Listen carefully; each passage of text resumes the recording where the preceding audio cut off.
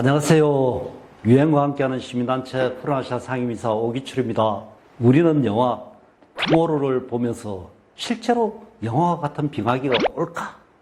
라는 이런 의문을 갖습니다. 그리고 지구온난화 유엔회의에서 발표하는 이 잭홀 박사에게 누군가 물었듯이 지구온난화는 지구 기온이 올라가는 것인데 빙하기가 가능한가요? 라는 의문도 품게 됩니다. 빙하기는 영화일 뿐이야 라고 생각할 수도 있습니다. 그런데 투모로우는 2만 년 전 선사시대에 일어난 사건을 모델로 해서 만든 영화입니다. 지구가 어떤 원인으로 더워지다가 갑자기 빙하기로 간 사건에 주목할 필요가 있습니다. 영화 투모로우처럼 정말로 빙하기가 올 수 있을까요? 투모로우의 전반부 1시간은 빙하기가 오는 과정을 역동적으로 잘 보여주고 있습니다. 후반부는 추위에 갇힌 아들 샘과 친구들이 살아남기 위해 노력하는 장면과 이들을 구출하려는 잭 박사와 동료들의 이야기를 그리지요. 지구온난화가 어떻게 빙하기로 바뀔까요? 이 장면들을 보시죠. 헤드랜드 기상센터의 랩슨 소장은 충격적인 사실을 발견하고 잭 박사가 평소에 연구하는 빙하기 모델과 현재 기상 변화가 같은 상황인지를 묻습니다. 두 사람은 빙하기가 곧 올 것이라고 직감하죠. 지난 2000년 3월 디스커버리 채널에서 방영된 맘모스의 이야기가 떠오르는 장면입니다. 맘모스가 평화롭게 풀을 뜯고 있는데 갑자기 재앙이 닥쳐 수백만 마리가 한순간에 얼어버렸다는 이 이야기죠. 감독은 이와 같은 이야기를 통해 앞으로 벌어질 일들을 암시합니다.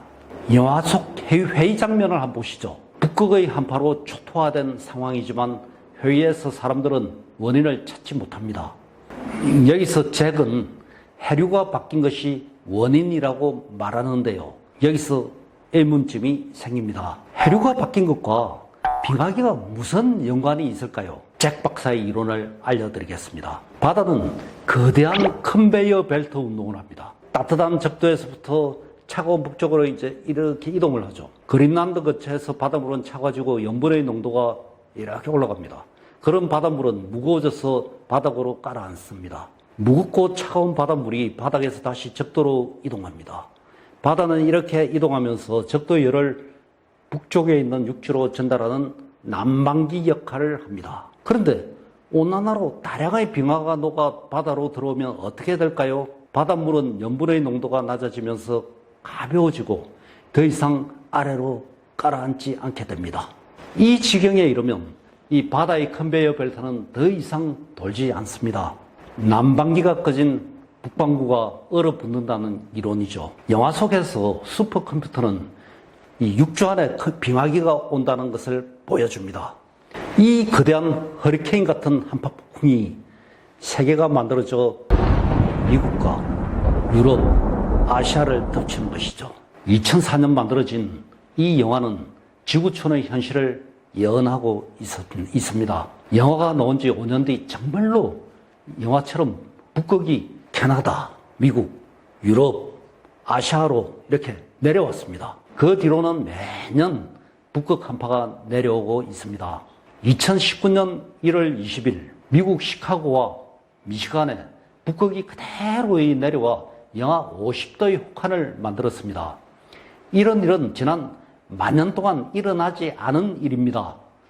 영화 투모로우가 지금 현실에서 서서히 일어나고 있습니다. 북극 빙하와 캐나다, 그린란드 빙하도 빠르게 녹고 있고 지구 평균 온도가 1도 오르는 동안 북극은 3도가 올랐습니다. 그린란드 바다는 그 무게가 가벼워지고 있습니다.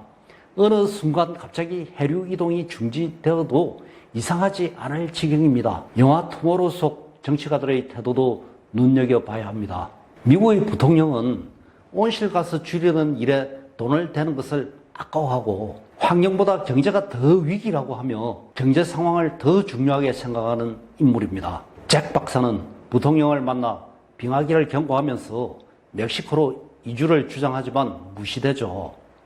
사태가 더욱 악화되고 나서야 대통령이 참가하는 대책회의에서 잭 박사는 다시 멕시코로의 이주를 주장합니다. 찬성과 반대가 나뉘고 그 와중에 이 눈치를 보던 잭의 상사 톰이 처음으로 바른 말을 합니다.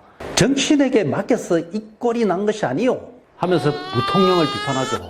대통령은 시민들을 대피시키라고 명령을 내리지만 빨리 손을 썼다면 더 많은 사람들을 살렸을 것입니다. 정치는 해결할 수 있을 때를 계속 놓치고 있다는 점을 영화 속에서 드러내고 있습니다.